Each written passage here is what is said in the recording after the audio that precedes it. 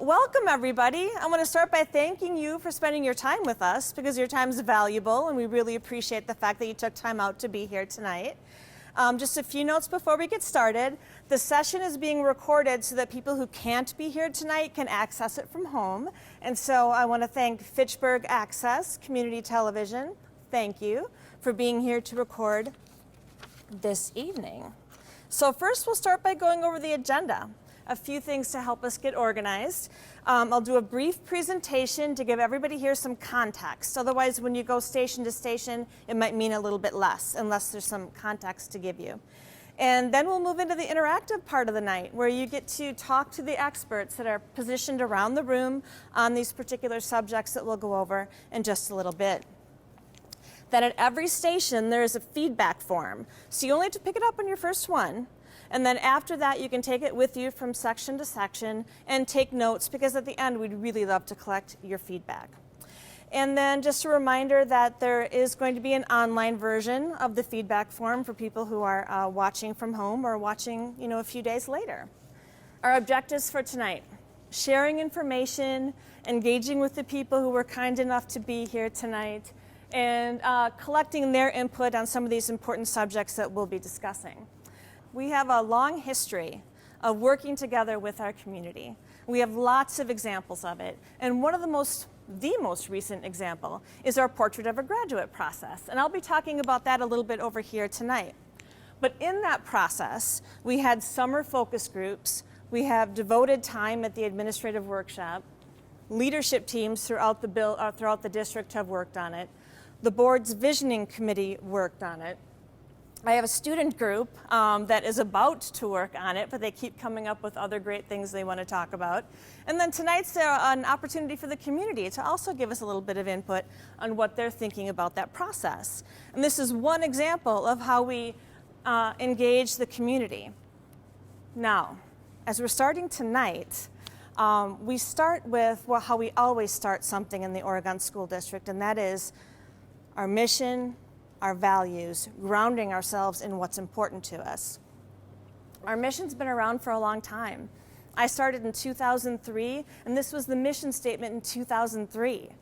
And that's because there is value in longevity into something we created as a community and we've held on to. Our values, they're much more recent, and they're another excellent example of community engagement, because we had about 130 people in the cafeteria at Rome Corners for 2 solid days. And the product of that input is our 5 values. So our mission is why we exist. Our values are what drive us and our actions in connection to the mission. As an example, though, our value of equity. You might not hear it discussed at a lot of these sessions tonight, or a lot of stations. But that's because these values, all of them you see here, and I'm just pulling out one as an example, they're a part of everything we do. They're woven into all of the actions we take and the thinking processes that we use in order to make those decisions. So our values should be evident in really everything we're talking about. These things are really important for many reasons, but they've been especially important in the strategic planning process, which really is what Portrait of a Graduate has been a major part of. When we got the focus groups together this summer, we asked them 2 main questions. What are the hopes, aspirations, and dreams you hold for OSD graduates? And then we asked, what are the skills and attributes our students need for success in a rapidly changing and complex world? Those are the things that we have been taking feedback on over the past, 7 or 8 months. So tonight, we'll be collecting your feedback and your thoughts at the first station, or one of the first. You'll be able to choose to go wherever, and it's right over there. And you'll see that our Portrait of a Graduate is at the center of this evening. And that's because it's really about the center of the vision for the school district moving forward. And we'll be able to give us some of your thoughts on it. Take a look at the draft that's been put together. Tell us whether or not you think it's reflective of what you hope for our graduates when they leave us. And I'll also explain when we get over there, it's not meant to be a list of things that people must acquire before they graduate, because that would be expecting almost almost perfection from every 18-year-old. What we're really trying to do is build a series of experiences that are building all of these abilities and all of these skills and attributes as they move throughout the system. We'll also have a station on academic supports for our students. What do we offer our students related to helping them grow academically? We'll have a station on what are the mental health supports that we offer our students. Because in order for our students to be able to grow academically, mental health is often an extremely important part of that. We'll also have a station on healthy environments, because we know that our environments have to be set up specifically to meet student needs. In order for all of these things to happen, everything that's in Portrait of a Graduate, the mental health supports, the academic supports, all of those things must happen because we have an excellent educator in every single classroom. That's the vital piece. And so we'll also have an opportunity to talk about what that means for us. Here's the thing. These are all important, and we'll talk about what we're doing now and where we see ourselves going. But all of these things up here, not only do they take a collective vision, but they also require funding. So we know that the state legislature has not added any additional per pupil spending for 2 budget cycles in a row. But what we do have is we have one-time federal funding. So let's talk about that just for a really quick second. You can see on here, we're talking about ESSER 3 tonight. We've already had ESSER 1 and ESSER 2. And if you're saying, what in the world is ESSER? You see it right up there. And you see what it stands for. These are one-time federal dollars. That doesn't meet a long-term budget need. It doesn't help us pay salaries, those sorts of things. But it does help us with one-time needs. So for ESSER 3, the Oregon School District has $3 million in this federal funding. And 20% of that $3 million must be used, must be allocated in evidence-based student academic supports. It's all designed to help pay for any pandemic-related expenses. And then all of the feedback on this will be gathered, and the board will be talking about that. Because as you go from station to station, we'll be talking about how could we use the one-time federal funding to better improve that piece of what it takes for our students to be really successful. Academic supports, mental health supports, healthy environments, and having the best educator in every classroom.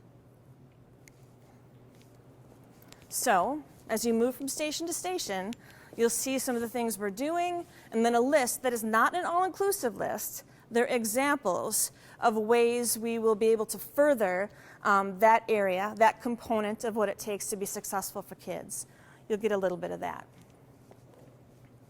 So, because of that, you have the areas that we'll have tonight.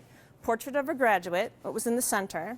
Then you'll have academic supports, mental health supports. You'll have retention and recruitment of educators, and then healthy environments. And you'll be able to move through those stations. Those are our ESSER priorities. Throughout its history, the Oregon School District has acknowledged that the world continues to evolve, and what our students need to navigate and thrive in this complex and rapidly changing world continues to evolve. It's critical to the future success of our graduates that we continually reassess what skills and aptitudes our students must acquire to really be ready for post-secondary options. This summer, we started the process by inviting community members, staff, and caregivers to participate in focus groups to answer the questions, what are the hopes, aspirations, and dreams you hold for our OSD graduates? And what are the skills and attributes our students need for success in a rapidly changing and complex world? The input from the focus groups, school leadership teams, the administrative team, and school board members have led to the Oregon School District Portrait of a Graduate draft that you will see here tonight. Tonight and through the online process, we continue collecting valuable input. The OSD Portrait of a Graduate must be a shared vision, and that is why your input is so important. Our mission, our 5 values, and our portrait of a graduate will inform and inspire us as we continue to educate and support our students today and tomorrow. So we know that students come to us with a wide variety of backgrounds, experiences, motivations, and pre-existing skills and knowledge. And that's always true, but it's even more true after the pandemic hit because students had a lot of different experiences. So what we are doing with our one-time ESSER funds in the academic supports area is prioritizing it to do it with 3 main strategies to make sure that we're providing the best academic experience for all of our students. So the 3 main priorities, the first one is to provide high-quality instructional materials for all students at all levels. The second one is to enhance the skills of teachers to meet all students' needs, wherever they're at. And the third one is to fund positions to assist students who need individualized intervention. And at this station, I want to tell you a little bit more about the mental health supports that we would like to put in place as part of the one-time ESSER 3 funding. Before we begin, though, I want to take a look at the Oregon School District values. And you'll see at the middle of our apple is the whole child emphasis. And that is really at the center of our work when we think about mental health, social-emotional needs, academic needs, and behaviors of our kids. It's all of those areas. But at this station, we want to take a look at specifically the mental health supports. And when we think about using this funding, the one-time ESSER 3 funding, we're thinking about both broad things that we want to put in place, like at the school or the classroom level, but we're also thinking about individual targeted interventions to do for specific kids to help them be successful. When we look at the chart, one thing we're thinking about is how we can address the well-being of the mental, physical, and health and educational supports of our students. And so to do that, one of the things that we're thinking about is mental health screeners and assessments that will help us to identify the needs of our students. And then in response to what we find from those assessments, would be putting in place staff that can help meet the needs. Now that might include a school psychologist, counselors, and other educators that can work with students, again, based on the findings of those assessments and those screeners. Another thing that we're thinking about is really important is making sure that our staff's whole wellness and being is supported as well. And so we're thinking about professional development and resources that will help support our staff. Because when we know that staff are well and well-tended and cared for, they can better serve our students, and that is so important to us. So one idea that we're considering using for the one-time ESSER 3 funds is a program called Breathe for Change that many school districts have used in the area, and that really focuses on helping teachers learn to take care of themselves and to meet their needs. Because we know, again, if teachers and our staff are well cared for and are able to practice positive mental health strategies, that they in turn are not only going to serve our students better, but they're also going to be really positive models for our students so they can model what wellness looks like for our kids. I want to share with you tonight our priority of having the best educator in every classroom. So our goal always for our students is to offer a great academic experience as well as take care of the whole child. And so the way we do that, one of our ways, is by having the best educator in every classroom.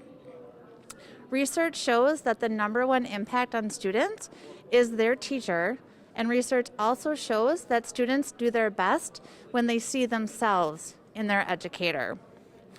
So we need to do everything we can do to retain the excellent educators that we have, but also recruit new educators to our district, which we know will continue to be challenging as we face a teacher shortage. So how do we do that? We know why our teachers choose Oregon, and one key component is our competitive salary and benefits package that we have. We also know that our teachers want us to invest in them to help them be the best educators they can be, which is why we put a lot of emphasis on teacher professional development. We also know that we need to invest in educator wellness because our teachers do best when they take care of themselves so then they can take care of the students in their classroom. So what we are proposing is that we would use one-time federal money to pilot retention strategies that focus on the overall wellness of educators, that we would implement a targeted wellness plan based on the research and data that we have that allows our educators to best take care of their physical and mental health. We'd also like to pilot targeted strategies to recruit a diverse staff to better reflect our student population. Thank you for your interest in basically our Healthy Environment Station. And what we're talking about today is how do we make classrooms the safest place that it can be. A couple things that we've learned over the last couple years with the pandemic was about ventilation systems. And one of the things we wanted to show folks was the difference between what filters we moved to. We moved from a MERV 813 to a MERV 13. And hopefully you can see the difference between these filters. The one filter you can kind of see through right here. And the next filter is the MERV 13, which has a lot more material in there, and then there's a lot more folds. And those additional folds actually create more surface area for particles to be collected. Both things like the virus as well as just outdoor or indoor air quality type situations, dust and those types of things. The other things that we wanted to talk about was just basically looking at best practices that are out there. And that is one of the best practices that the ASHRAE group recommends is moving to that MERV 13. We also wanted to talk a little bit about air monitoring. And this is a pilot that we started this last year with a company called AirThings. And we put these devices in different areas in the school district, and they allow us to basically monitor the CO2 in the classrooms. And that's really important because it gives us basically a check and balance to make sure our HVAC systems are working correctly and that we're removing the CO2 that students expel from when they're just in the classrooms and making sure that we're bringing in sufficient outside air. The last thing we wanted to talk about at this unit or at this area was just basically maintaining some of our equipment.